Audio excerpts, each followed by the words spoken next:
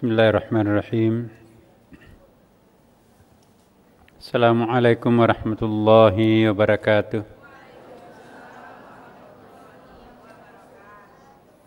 Alhamdulillah, thumma alhamdulillah wa syukrillah wa salatu wassalamu ala rasulillah wa ala alihi wa man tabi'ahu ila yaumiddin, amma ba'd.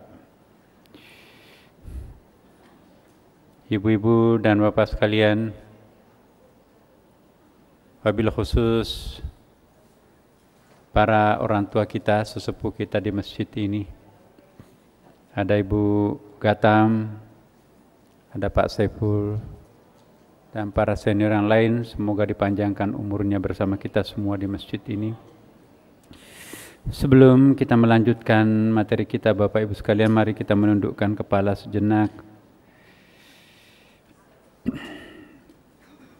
Mari kita menanggalkan sedikit seluruh kegiatan duniawi kita.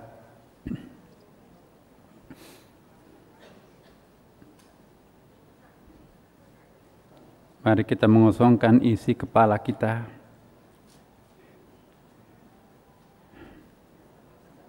Kita menundukkan jiwa kita hanya tertuju kepada Allah Subhanahu wa Ta'ala.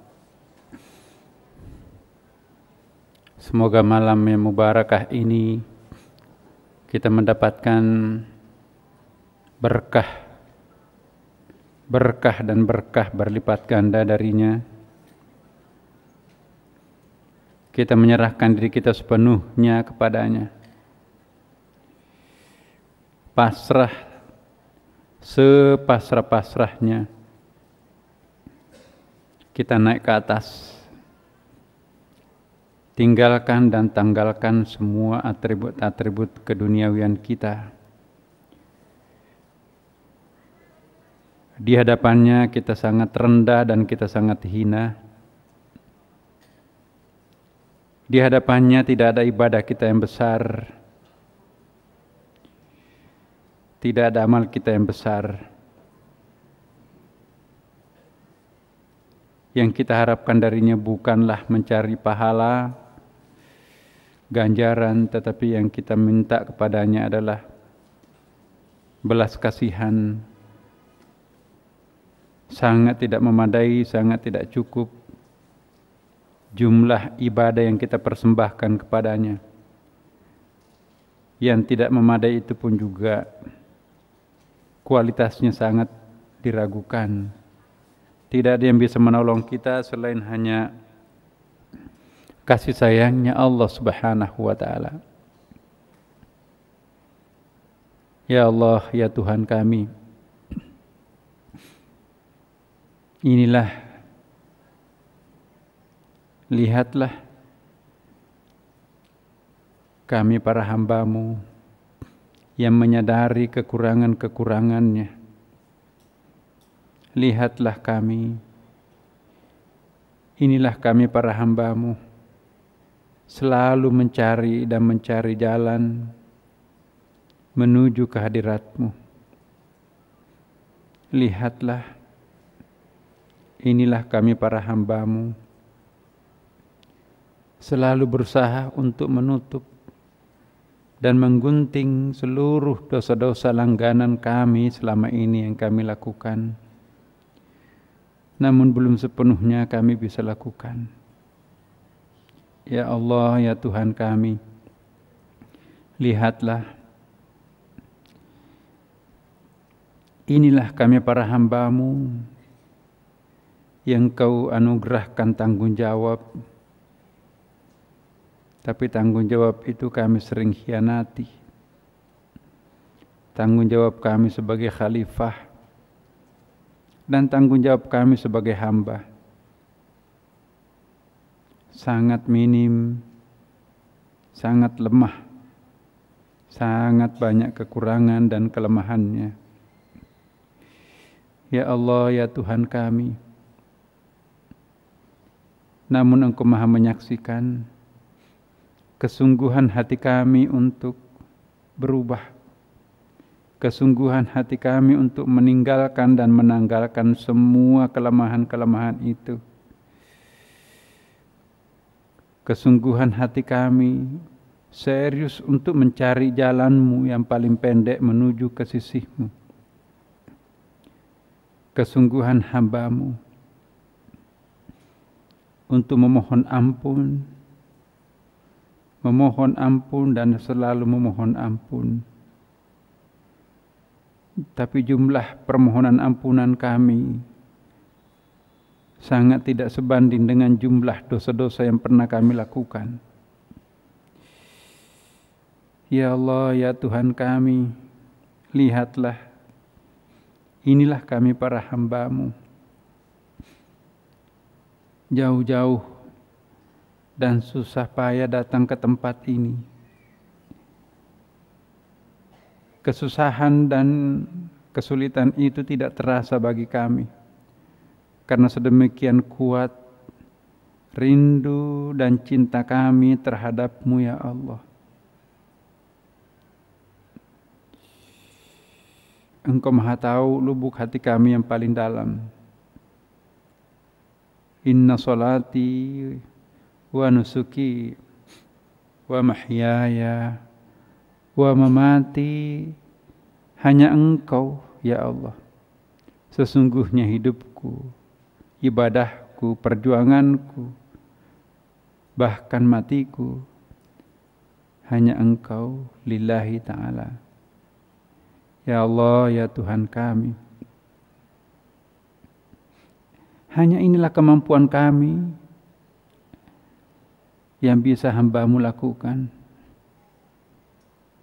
Kami sadar masih jauh daripada apa yang telah dilakukan oleh para pendahulu kami, para kekasih-Mu yang lain. Tapi inilah usaha maksimum kami ya Allah. Tingkatan kehusyukan kami hanya sampai di sini kemampuan kami ya Allah.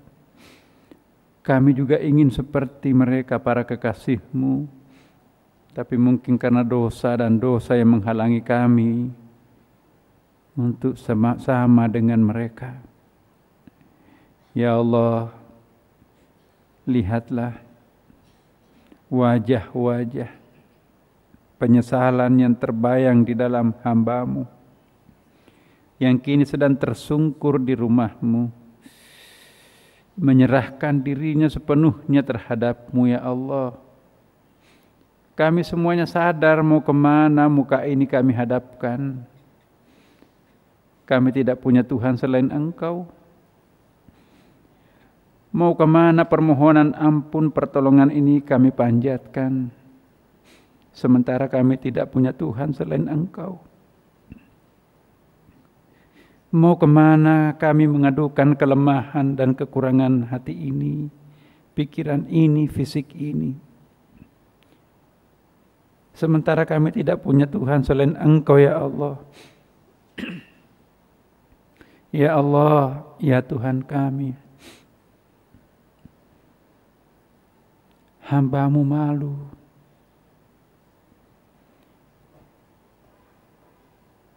Hamba-Mu sangat malu terhadap-Mu ya Allah. Sedemikian banyak istighfar yang hamba-Mu lakukan, tapi berbanding lurus dengan itu juga dosa-dosa dilakukannya. Kami malu ya Allah. Sedemikian sering kami menghadapkan muka ini kepadamu, tetapi saat bersamaan juga tidak bisa meninggalkan dosa-dosa itu. Ya Allah, ya Tuhan kami,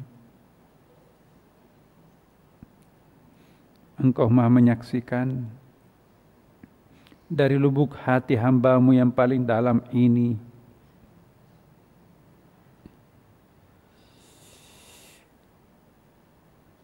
Terbetik sebuah harapan Engkau akan memaafkan kami ya Allah. Terbetik sebuah kerinduan yang sangat dalam, Engkau akan menerima kami ya Allah. Engkau akan membuka kedua tangan-Mu untuk merangkul kami, menggenggam kami, mengangkat kami di sisi-Mu. Walaupun kami tahu diri kami ini kotor, jiwa kami ini masih keras, pikiran kami ini belum jernih. Detik-detik seperti ini ya Allah, sungguh hanya ada Engkau di dalam pikiran kami, hanya ada Engkau di dalam jiwa kami, hanya ada Engkau di dalam hati kami, dan hanya ada Engkau di dalam tujuan hidup kami, dan hanya ada Engkau dalam segala aspek diri kami ya Allah. Ya Allah, ya Tuhan kami, tanpa kami mengungkapkan seperti ini, Engkau tahu siapa diri kami ya Allah. Tanpa kami mohon pertolongan, permohonan doa kami, Engkau sudah tahu apa yang kami butuhkan terhadap-Mu ya Allah. Tanpa kami menjeritkan kepadamu ya Allah, Engkau tahu penderitaan yang kami alami ya Allah. Tanpa kami mengeluhkan dan mengadukan kepadamu ya Allah, Engkau tahu hamba-Mu merasa tidak punya arti apa-apa tanpa belayan-Mu, tanpa pertolongan-Mu ya Allah. Ya Allah, ya Tuhan kami, sekiranya hamba-Mu mengizinkan memohon ampun dan detik ini Engkau akan menerimanya. Satu-satunya permohonan kami malam ini dan detik ini,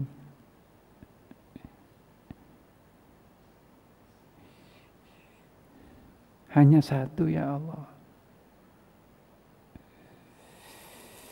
Genggamlah kami, rangkullah kami, jangan pernah Engkau melepaskan kami.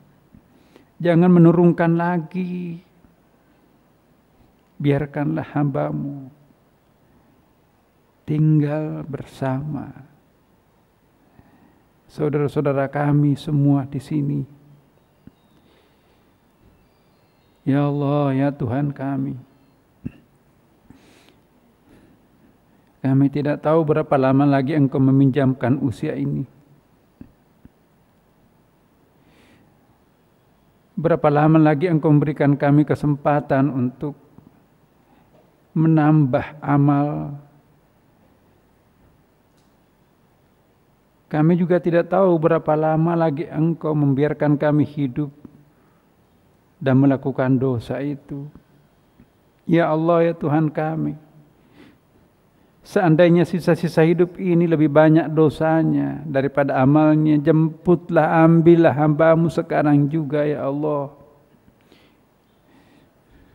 Tidak ada artinya Engkau memanjangkan umur kami jika hanya dipenuhi dengan dosa, dosa dan dosa.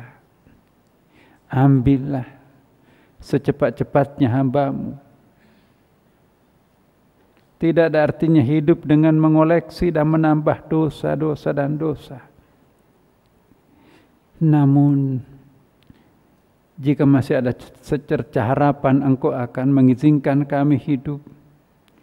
Dan sisa hidup itu akan kami lakukan untuk berbuat baik, beribadah khusyuk terhadap-Mu. Kami mohon, tangguhkanlah, panjangkanlah, tambahkanlah umur kami, agar masa lampau kami yang gelap bisa digantikan dengan cahaya kehidupan akhir zaman kami.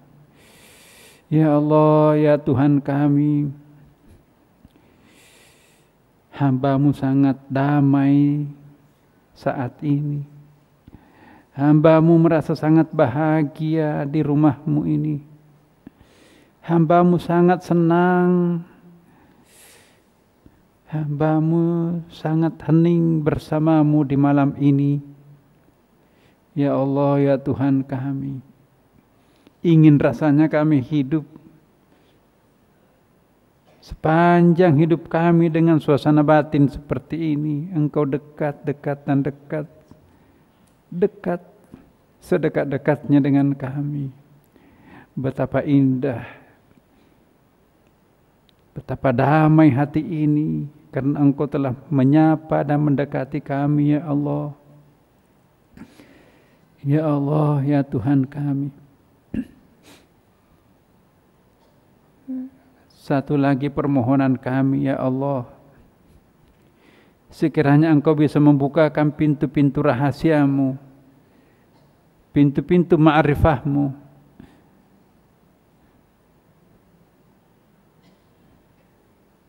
kami ingin memahami siapa Engkau sedalam-dalamnya, ya Allah. Kami juga ingin mendalami siapa diri kami sedalam-dalamnya, ya Allah. Nabi-Mu pernah mengatakan,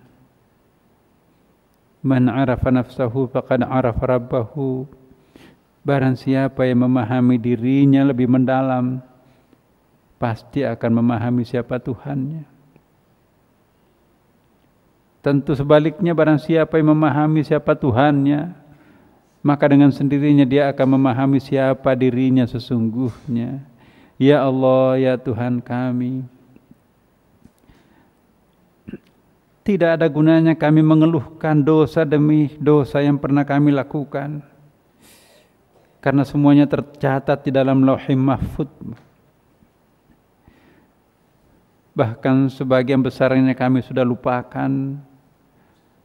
Namun dosa-dosa itu tidak pernah Engkau lupakan. Melalui kesempatan yang sangat mubarakah ini, ya Allah, izinkan kami memohon kepadamu, ya Allah. Ampunkanlah seluruh dosa-dosa kami. Putihkanlah seluruh kegelapan-kegelapan itu.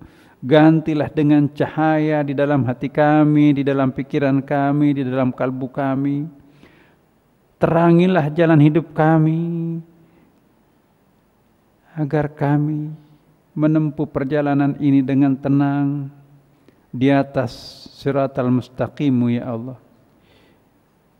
Ya Allah, ya Tuhan kami, kalau masih Engkau berkenan, kami akan memohonkan suatu hal.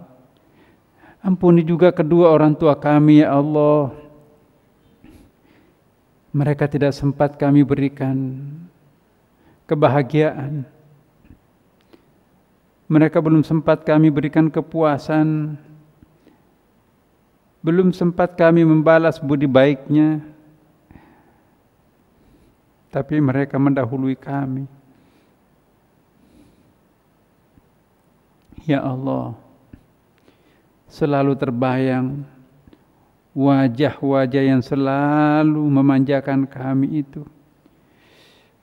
Wajah-wajah yang selalu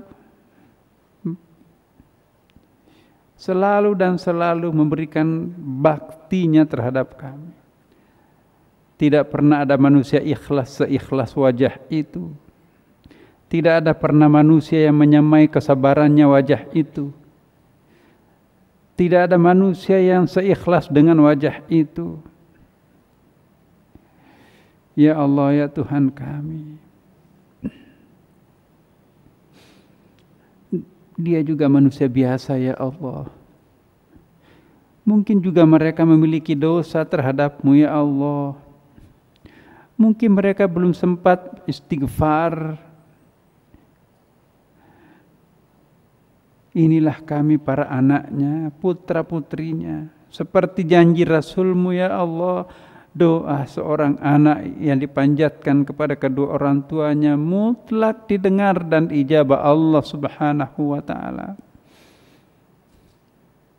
Dari lubuk hati kami yang paling tulus, ampunilah kedua orang tua kami, ya Allah.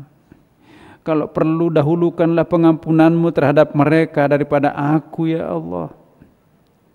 Kalau perlu, selamatkanlah mereka duluan daripada kami, ya Allah. Ya Allah, ya Tuhan kami ada karena Dia. Kami seperti ini karena Dia. Tanpa mereka, tanpa pengorbanan mereka, kami tidak hadir di rumah-Mu ini, ya Allah. Ya Allah, ya Tuhan kami,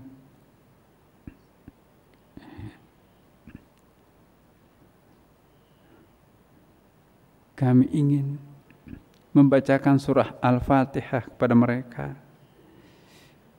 Orang tua kami, kakek nenek kami, guru-guru kami yang pernah berjasa di dalam menjadikan kami sebagai orang seperti saat ini. Berikanlah pahala surah Al-Fatihah kami. Hanya ini yang bisa kami sampaikan, kami kirimkan terhadap mereka ya Allah. Ibu, ayah,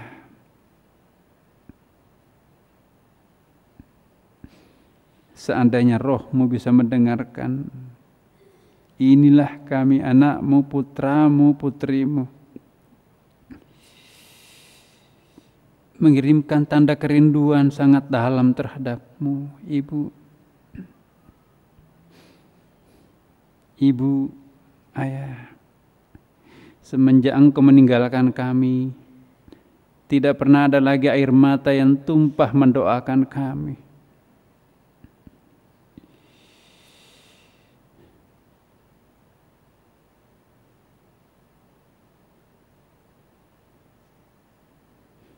Ya Allah, tempatkanlah mereka di sisimu di tempat yang layak. Angkatlah derajat mereka ya Allah. Bagi orang tua kami yang masih hidup, jadikanlah husnul khatimah ya Allah. Ya Allah, ya Tuhan kami, kami masih memiliki anak, cucu yang masih kecil-kecil, belum siap untuk kami tinggalkan. Seandainya engkau menjemput kami, kami titipkan kepadamu wajah-wajah lugu itu, wajah-wajah polos itu. Dia masih muda usia, belum matang ya Allah. Seandainya apapun yang terjadi pada diri kami, kami titipkan kepadamu ya Allah. Tidak ada lagi yang bisa menolong selain hanya engkau ya Allah. Mau titip kemana lagi anak itu, cucu itu? Memiliki banyak kekurangan. Karena itu saya titipkan harapan kami, engkau adalah Tuhan yang maha pemelihara. Peliharalah anak-anak kami, cucu kami jika kelak engkau memanggil kami ya Allah. Jadikanlah kelak anak-anak yang saleh, salehah senantiasa mendoakan kami. Hindarkanlah mereka dari kesesatan hidup. Jauhkanlah mereka dari perbuatan haram. Hindarkanlah mereka dari berbagai makanan, minuman, dan produk-produk yang tidak halal, yang bisa membuketakan mata hatinya. Anakku, cucuku, meskipun engkau nakal, meskipun engkau kurang, tapi engkau adalah anakku, cucuku. Dengarkanlah hati nuranimu. Dengarkanlah bisikan-bisikan Tuhanmu di dalam hatimu. Ya Allah, ya Tuhan kami,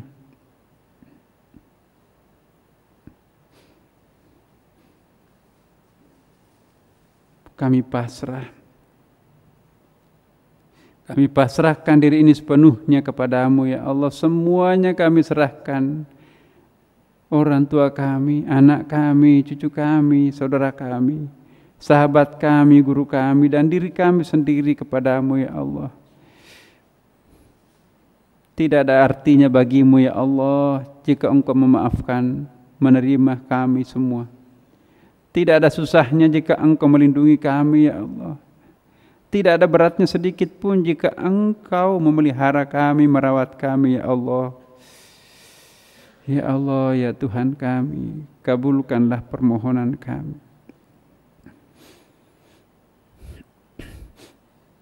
Astaghfirullahalazim. Astaghfirullahalazim. أستغفر الله العظيم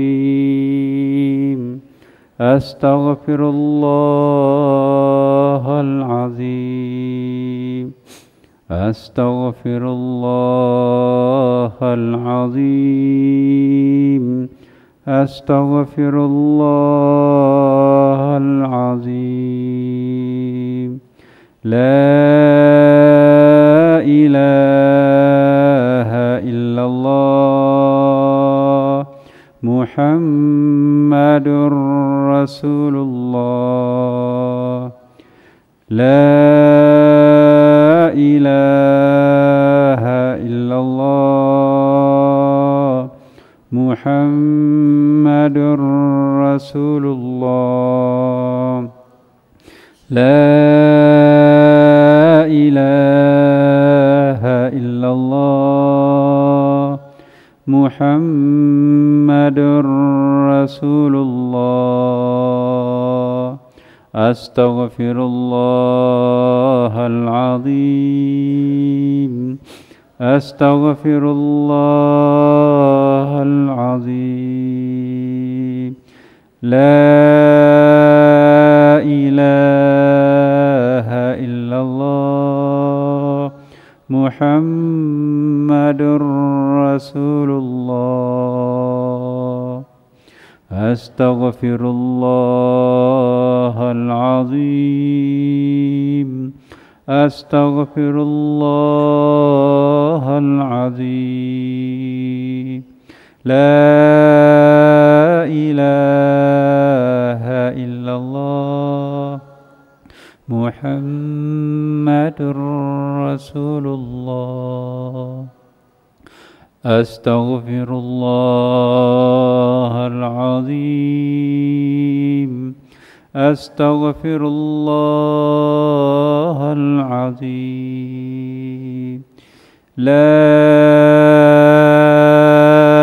إله إلا الله محمد رسول الله لا إله إلا الله محمد رسول الله لا إله إلا الله محمد رسول الله لا إله إلا الله محمد رسول الله لا إله إلا الله محمد رسول الله لا إله إلا الله محمد رسول الله لا إله إلا الله محمد رسول الله لا إله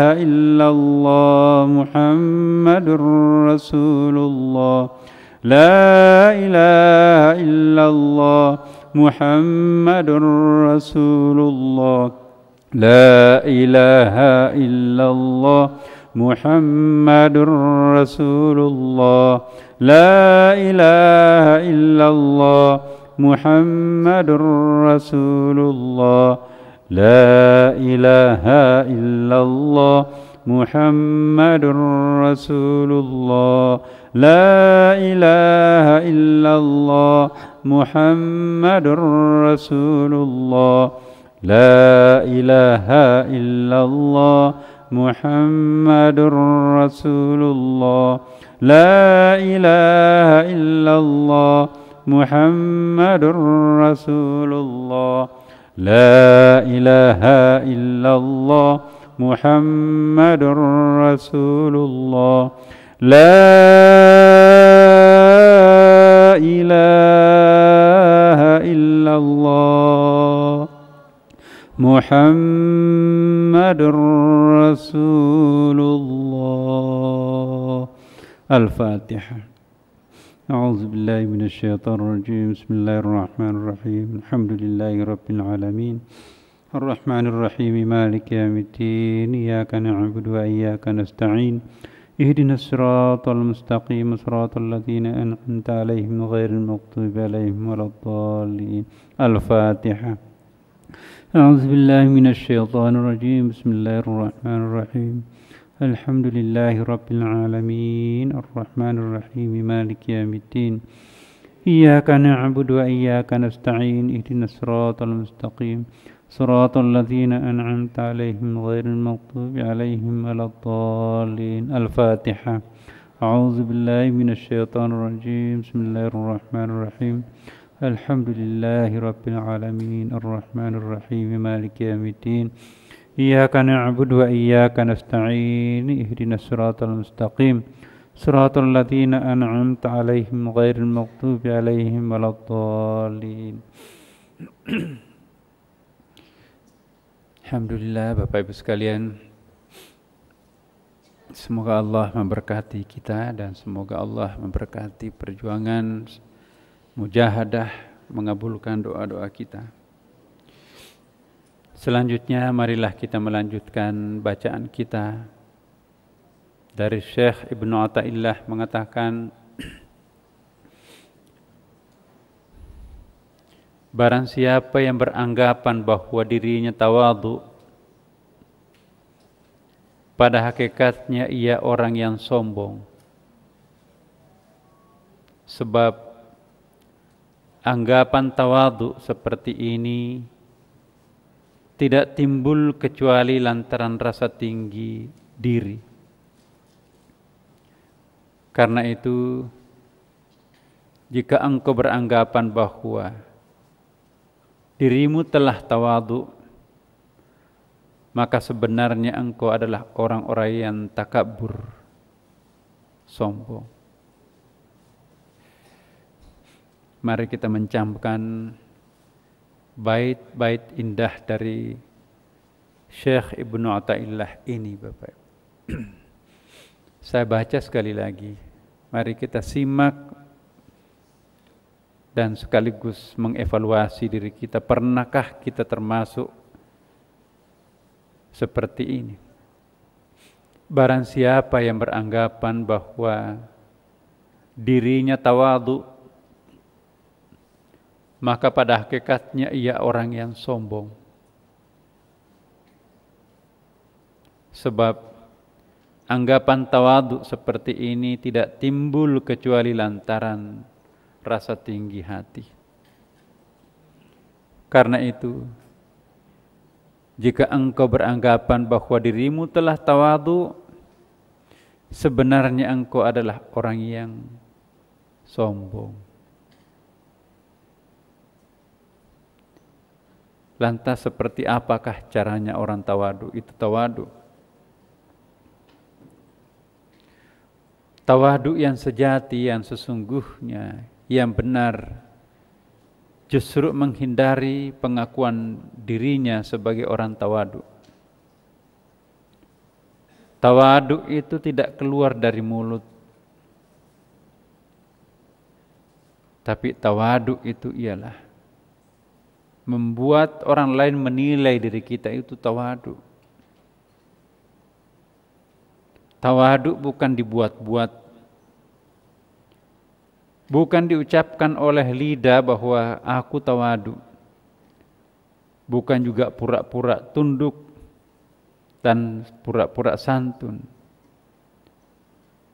padahal hati kita ada maunya. Bukan juga berarti tawadhu berkamuflase. Di depan orang kita ingin dikenal sebagai tawadhu, padahal kita kembali di tengah keluarga, kita kembali di dalam tempat kerja kita, entah itu sebagai atasan atau bawahan, ternyata ketawaduan yang sejati itu hilang.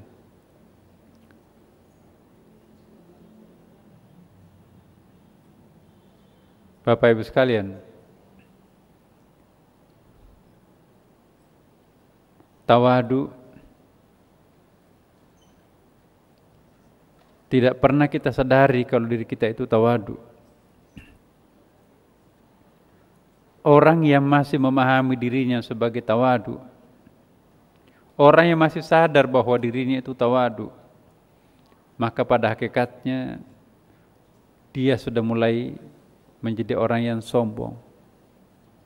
Karena itu lakukanlah sesuatu dengan niat luhur karena Allah tanpa pernah ada pamrihnya sedikit pun, maka itu permulaan dari tawadu.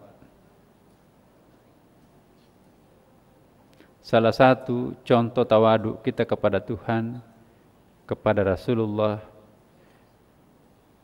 menjawab dan menghayati suara-suara azan. Mari kita mendengarkan, menghayati, menyimak suara-suara azan.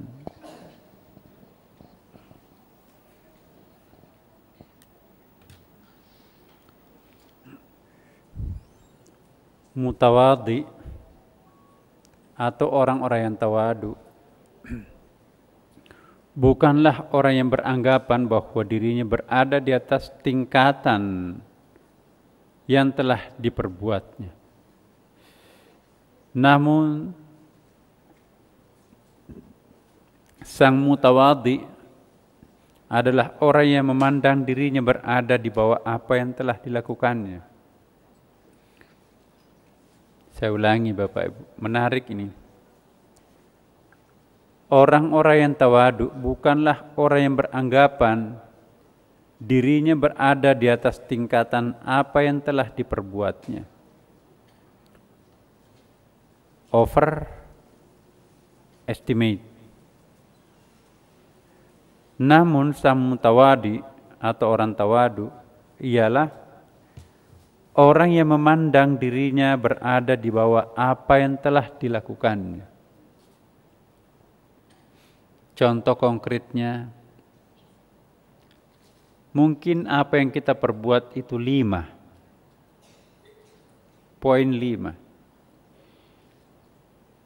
Seorang yang tawadu, dia tidak akan mengatakan dia telah melakukan poin 5. Apalagi 6, apalagi 7.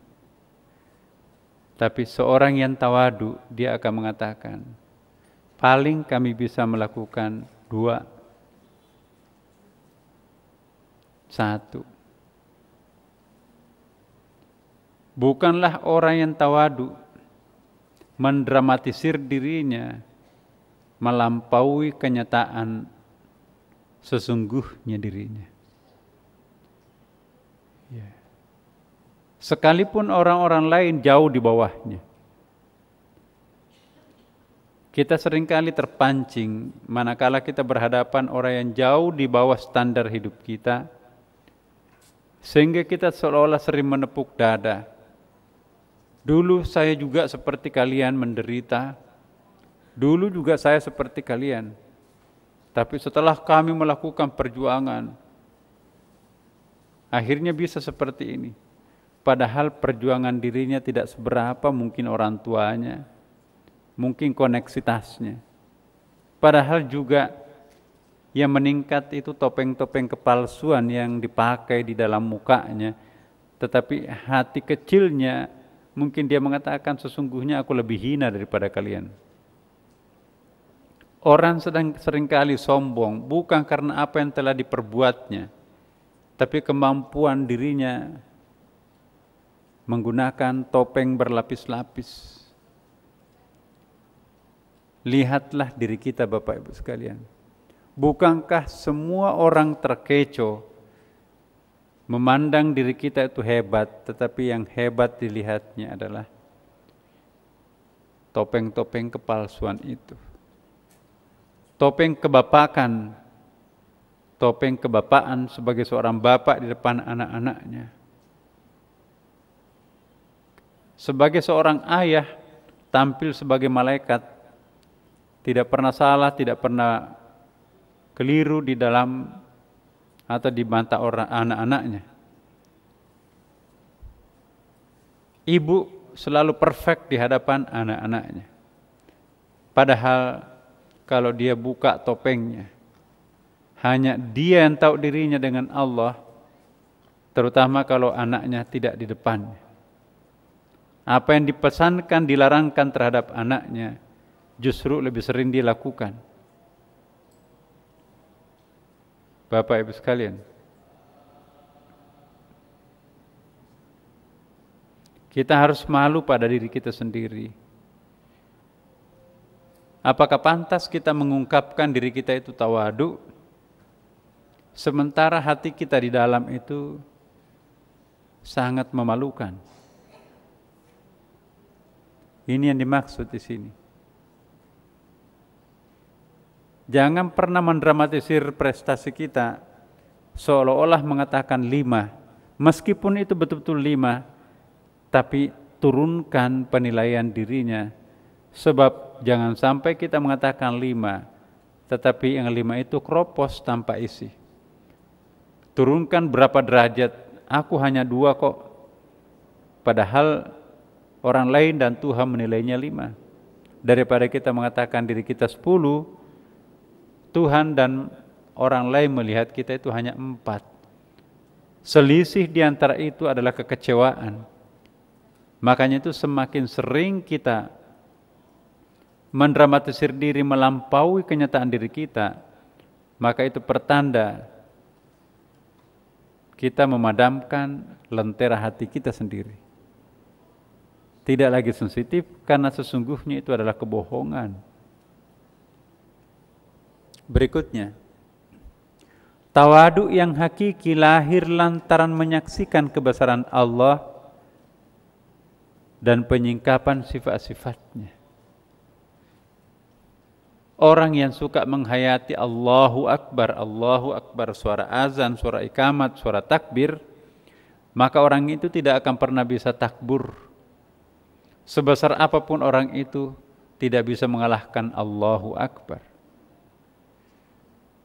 Telinga yang sensitif ketika ia mendengarkan Allahu Akbar, maka dia langsung jatuh tersungkur istighfar, ya Allah, barusan aku membesarkan diriku padahal Engkau yang maha besar. Aku tidak ada apa-apanya. Tidak ada satupun yang dapat mengeluarkan dirimu dari keangkuhanmu selain jika engkau menyaksikan sifat-sifat kebesaran Allah Subhanahu wa ta'ala. Karena itu cara untuk mengikis habis kesombongan kita ialah perbanyak sujud.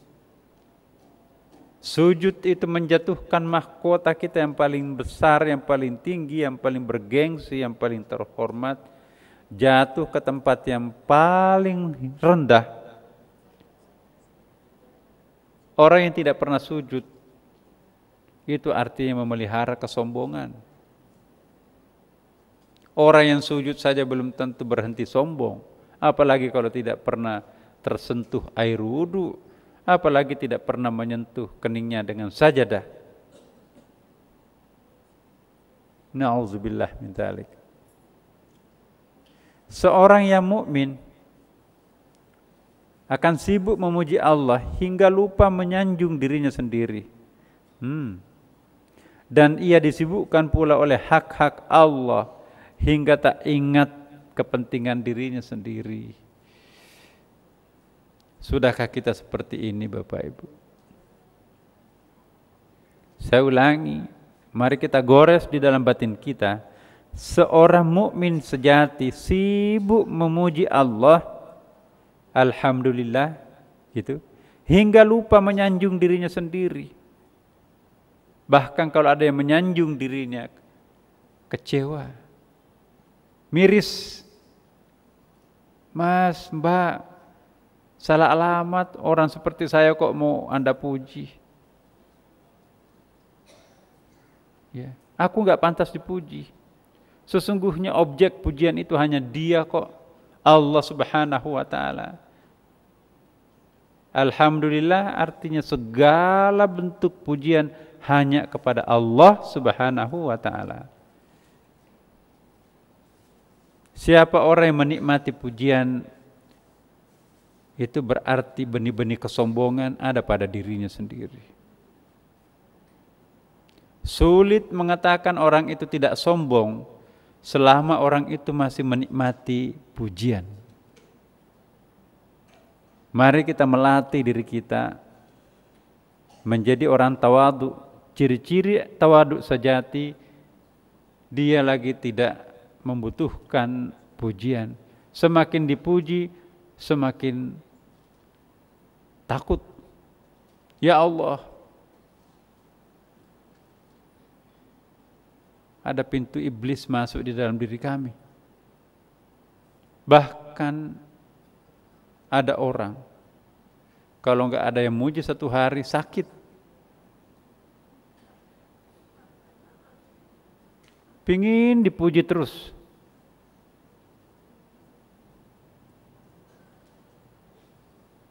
Kita perlu berubah.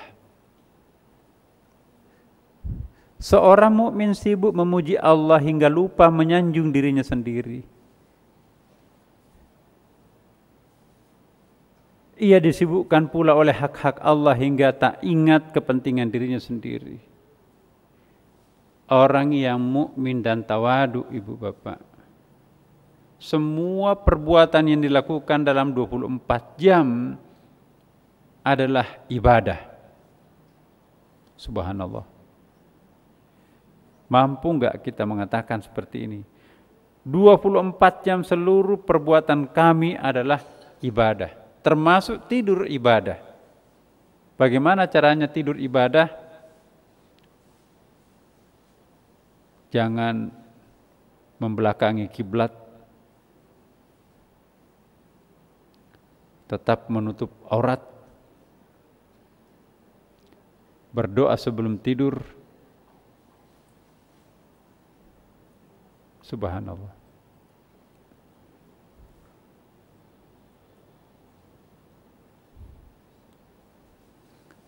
Jadi orang-orang yang betul-betul mukmin, mukmin sejati sibuk memuji Allah hingga lupa menyanjung dirinya sendiri dan juga tentunya menyanjung orang lain. Dan ia disibukkan pula oleh hak-hak Allah hingga tidak ingat kepentingan dirinya sendiri. Jangan dibalik. Kita sibuk memberikan pemenuhan hak-hak diri sendiri, tetapi hak-hak Allah disepelekan. Salat sunat rawatib enggak mau. Salat fardunya pun dipendek-pendekin. Kenapa? Mau pergi ke pasar, buka toko. Enggak sadar kalau jam 10 malam ada pengumuman, keluar, toko sudah mau ditutup, lampu mau dimatikan. Tunggu dulu mas, belum diberesin. Nah, cara cari duitnya luar biasa, pemenuhan hak-hak dirinya. Tapi begitu muazin subuh, as-salatu khairum minan naum, sebentar lagi. Akhirnya enggak jadi pergi salat ke masjid. Jadi kita itu contoh yang sangat ekstrim, jauh lebih mementingkan hak-hak diri sendiri ketimbang hak Allah. Seorang mukmin sejati akan lebih mengutamakan hak-hak Allah ketimbang hak dirinya sendiri. Malu kita kepada Tuhan.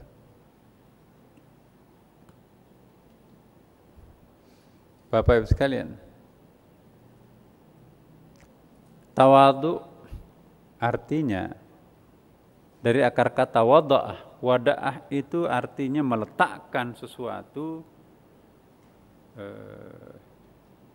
di tempat yang rendah,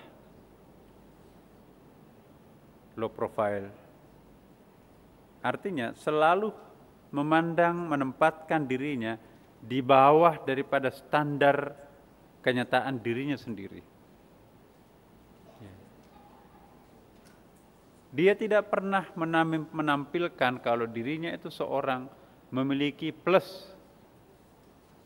Malu memperkenalkan dirinya sebagai pemilik atribut sosial. Atribut-atribut yang bisa menimbulkan ia dipuji di dalam masyarakat. Ia tidak ingin memperkenalkan. Sekalipun ada resikonya macam-macam. Dia pergi ke daerah misalnya, Bapak Ibu, minta tidak dijemput, pakai taksi, tidak perlu forerder, menyibukkan semua orang, pakai macam-macam pendamping, pengawal. Berapa banyak korban itu.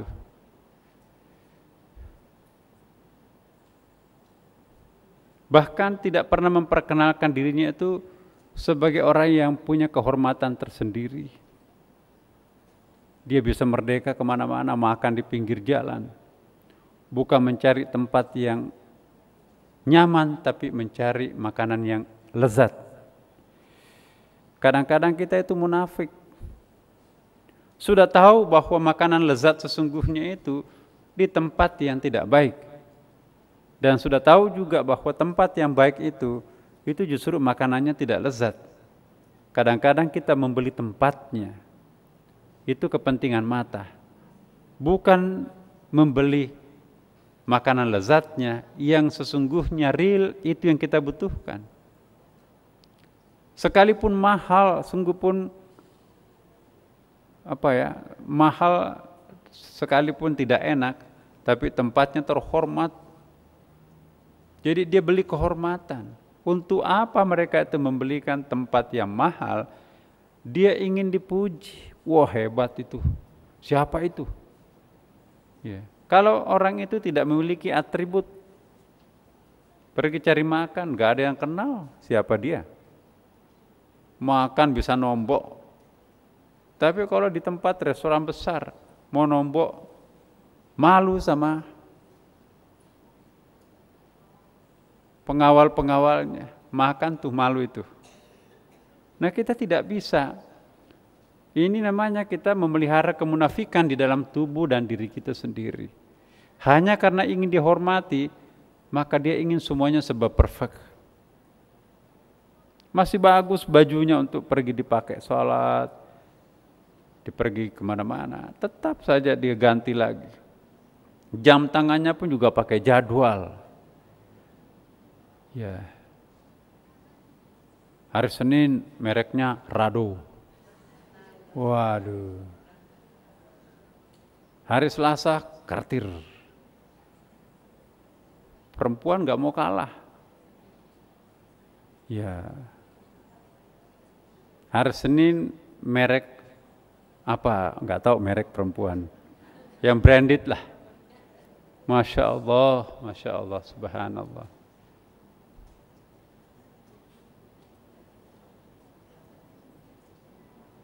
Ya, kehormatan itu tidak terletak di dalam atribut yang melekat pada diri kita sendiri. Kehormatan itu melekat pada akhlakul karimah kita sebetulnya. Itu yang sejati. Persoalannya ialah karena masyarakat kita juga rusak. Kita ingin melakukan seperti itu, tetapi difitnah. Dasar pelit. Akhirnya berdosa orang gara-gara kita kan. Pelit, lihat aja dirinya sendiri dia pelitin, apalagi orang lain. Belum tahu kalau dia itu nggak punya apa-apa. Masa orang seperti itu nggak punya apa-apa? Bohong, taruh di mana? Selalu ada fitnah. Selalu ada fitnah di balik dua kutub yang berbeda. Terlalu mewah fitnah, terlalu sederhana fitnah. Yang sederhana memang kata Rasulullah, khairul umuri awsatuha, yang paling baik tengah-tengah. Tetapi tawaduknya para sufi adalah tidak ingin dikenal. Pokoknya jangan dikenal. Saya pernah jelaskan dalam pengajian Ihya Ulumuddin dulu, ada seorang ustadz kalau muridnya lebih dari 5 orang, dia nggak mau ngajar, lari sembunyi di kamar, takut populer. Sedangkan kita sekarang ini kalau muridnya 5 orang nggak usah ngajar deh, cuma 5 orang. Tapi kalau banyak, waduh, semakin panjang lehernya. Hebat aku, lihat aja jamaahnya banyak. Orang yang bangga karena pengikutnya banyak, orang yang bangga karena dia populer, orang yang bangga karena banyak atau ratingnya tinggi, itu biasanya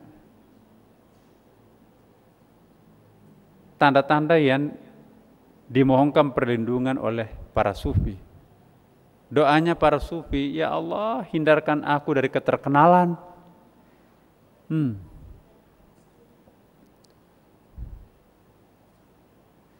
Sufi itu Bapak Ibu sekalian, orang macam awam menganggapnya itu aneh. Orang lain pingin populer, dia bermohon kepada Allah agar dirinya jangan populer. Lebih aneh lagi, dia gelisah kalau sudah lama gak pernah dapat musibah. Padahal kita kan, ya Allah jauhkanlah kami dari musibah. Allahumma ajirna minan nar, jauhkanlah kami neraka kehidupan. Itu benar tuh. Tapi bagi para sufi lain doanya. Lebih takut lagi kalau dia ada hal yang paling menakutkan para sufi. Pertama, hidupnya sepanjang minggu ini nyaman, semuanya oke. Yang kedua, pada saat yang bersamaan jaraknya dengan Tuhan berjauh, tidak khusyuk. Yang ketiga, pada saat yang bersamaan tidak mendapatkan musibah. Sudah hidupnya nyaman, sudah dosanya banyak, tidak dapat musibah. Ini yang paling menggelisahkan para sufi. Ini tanda-tanda kalau Tuhan itu murka barangkali. Ya Allah, makanya kalau sudah sampai satu putaran Jumat tidak pernah kena musibah sementara ia sering melakukan dosa dan selalu nyaman kehidupannya, maka hari Jumat, malam Jumat berikutnya dia tidak tidur semalaman. Ya Allah, saya tahu Engkau marah. Kenapa Engkau tidak menjewer aku padahal aku telah melakukan dosa di tengah-tengah kenikmatan hidup yang Engkau anugerahkan? Bisa enggak kita seperti itu Bapak Ibu? Kita tidak. Jadi saya ulangi, kalau berkumpul tiga sesuatu dalam diri kita, kemewahan hidup atau kelezatan hidup, kenyamanan hidup. Yang kedua, pada saat yang bersamaan kita sering melakukan dosa dan jarak kita dengan Tuhan itu jauh. Dan yang ketiga, tidak pernah dapat jeweran atau musibah dari Tuhan. Nah, itu yang membuat gelisah. Ya Allah, kenapa Engkau tidak menyapa aku? Kenapa Engkau marah terhadap aku? Ya. Bagi dia kalau orang sudah hidup nyaman plus berdosa plus tidak dapat musibah, kesimpulannya Tuhan sedang marah pada dirinya sendiri.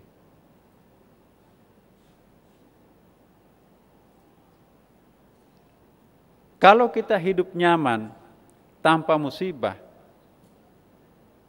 kemudian pada saat yang bersamaan kita juga melakukan dosa dengan lancar tanpa efek negatif terasa,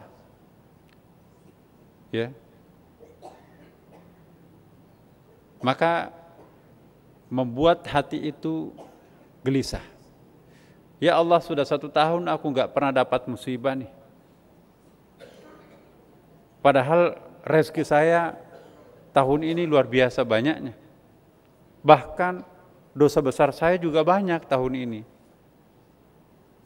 Maka bulan Ramadan, mulai dari bulan Rajab, dia mulai iktikaf. Saya takut Engkau marah, murka. Kenapa Engkau tidak menjewer aku? Jangan-jangan nanti Engkau balas dendam seluruh dosa-dosaku, Engkau akan siksa aku di neraka. Padahal kami mohon supaya jangan lagi ada sisa-sisa dosa yang kami bawa kembali ke akhirat. Lunasilah kami sebelum Engkau menjemput kami, ya Allah. Jangan ada satu pun dosa yang kami bawa ke akhirat, lunaskan di dunia ini dalam bentuk musibah. Karena itu jangan salah faham terhadap musibah yang menimpa diri kita. Itu adalah kata Rasulullah, semua musibah yang menimpa diri kita itu adalah bentuk pelunasan dosa terhadap Allah Subhanahu wa taala.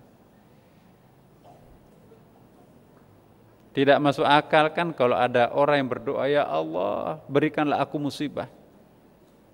Sekian lama kami melakukan dosa, tapi enggak pernah dapat musibah. Dan aku yakin engkau belum memaafkan aku karena aku belum pernah menangis merindukan dirimu. Malah enak tidur, enggak sholat subuh. Begitu dia sadar, jangan-jangan aku termasuk orang yang dimurkahi Tuhan. Ya. Kalau kita disiksa Tuhan, itu tanda cinta Tuhan. Tapi kalau Tuhan membiarkan kita tanpa siksaan, pada saat yang bersamaan kita diberikan kemewahan, dan dibiarkan juga untuk jauh dengannya, tidak pernah khusyuk dalam salat, itu tanda-tanda murkahnya Tuhan terhadap kita. Sulit ini dimengerti, tapi ini sikapnya para salikin. Mulai malam ini Bapak Ibu sekalian, jangan pernah salah faham terhadap pemberian Tuhan dalam bentuk musibah. Kenyataannya musibah, tapi hakikatnya itu adalah tanda cinta Tuhan. Jadi musibah adalah surat cinta Tuhan kepada kita. Tanpa musibah, maka tiada cinta Tuhan terhadap kita. Kalau kita masih dimarahi orang tua, tanda cinta kan? Tapi kalau enggak dimarahi lagi, if'al ma syi'ta, kerjakan semaunya, itu lebih bahaya daripada marah kan? Marah orang tua pertanda cinta. Tapi kalau sudah enggak marah lagi, itu lebih dahsyat bahayanya. Sama dengan Tuhan. Kalau Tuhan menjewer kita dengan musibah, Tuhan masih mencintai kita. Makanya itu, para sajidin ahli sujud, setiap kali ia melakukan dosa, sekecil apapun, apalagi kalau dosa besar, pasti hatinya gelisah. Mana ada orang yang dekat dengan Tuhan melakukan dosa, tapi tidak gelisah. Hanya yang tidak gelisah dalam berbuat dosa, ialah orang yang sudah dicap bahwa orang itu adalah partnernya iblis. Khatamallahu ala qulubihim. Kalau masih fi qulubihim maradun, masih ada kemungkinan Tuhan mengembalikan kita. Ya. Tetapi Bapak Ibu sekalian, orang yang merindukan musibah dan menganggap musibah itu tanda cinta Tuhan, dia tidak akan pernah menderita karena musibah itu. Kenapa? Karena dia sudah menganggap musibah itu partnernya. Orang yang memusuhi musibah, iblis. Tapi orang yang bersahabat dengan musibah, malaikat. Coba, kalau orang berperang melawan musibahnya, misalnya kan kita sering mendengarkan, sudah lama dia perang melawan kanker yang menggerogoti tubuhnya. Jangan memerangi kanker dalam diri kita sendiri. Itu tambah sakit. Tapi nasihat Nabi Ayub, dulu sekian lama saya memerangi engkau, tapi aku tambah sakit. Sekarang saya merubah paradigma saya. Saya bersahabat dengan engkau musibah, ternyata aku nyaman dengan musibah itu. Wahai belatung ulat-ulat, naiklah kembali ke pangkuanmu. Makan sepuas-puasnya dagingku. Itu terasa dipijit-pijit. Enaknya digarut-garut, padahal digerogoti ulat. Ya, tentu bukan ulat benaran di sini. Kadang-kadang kita itu membaca kisah itu, kisahnya itu terlalu terbiasa. Apa ya? Kita itu terbiasa dengan pendekatan fisik ya, biologis. Contoh Maryam. Wah, tiba-tiba Maryam dapat makanan lezat di mihrabnya. Orang yang pencipta batin apa ya? Orang yang sufi seperti itu tidak lagi menghiraukan makanan apa, lezat-lezatnya itu. Kelezatan makanan batin itu yang diutamakan. Tiba-tiba kita membaca ayat, wajada indah fil mihrab, itu ada makanan lezat di mihrabnya itu. Wah, ditafsirkanlah Makanan lezat itu misalnya buah-buahan musim dingin, tapi kok musim panas. Buah-buahan musim panas, tapi kok muncul musim dingin. Makanan, menu makanan di situ bukan makanan biologis, tapi makanan spiritual. Nabi Zakaria yang juga sufi, bahkan Nabi, banyaknya makanan di sini. Mungkin makanan di situ adalah wirid-wirid apa ini, dari siapa ini. Doanya itu bagus sekali, syair-syairnya ini apa ini. Hadza min fadli Rabbi, ini ilham dari Tuhanku, petunjuk. Jadi makanan di situ bukan makanan lahiriah, tapi makanan batiniah. Emang bukan tukang makan kok dua-duanya itu. Kalau kita iya, wah enaknya buka puasa ini. Pak Saiful 300 porsi bubur Manado, memang enak. Iya. Tapi di samping keenakan lahiriah itu, kita juga pingin keenakan batin. Mendengarkan suara-suara imam masjid Sunda Kelapa. Aduh, lezatnya makanan hidangan Sunda Kelapa itu kan. Mendengarkan pengajian, aduh lezatnya hidangan yang disuguhkan di masjid Sunda Kelapa. Dibanding di restoran lain di masjid, maksudnya di masjid lain.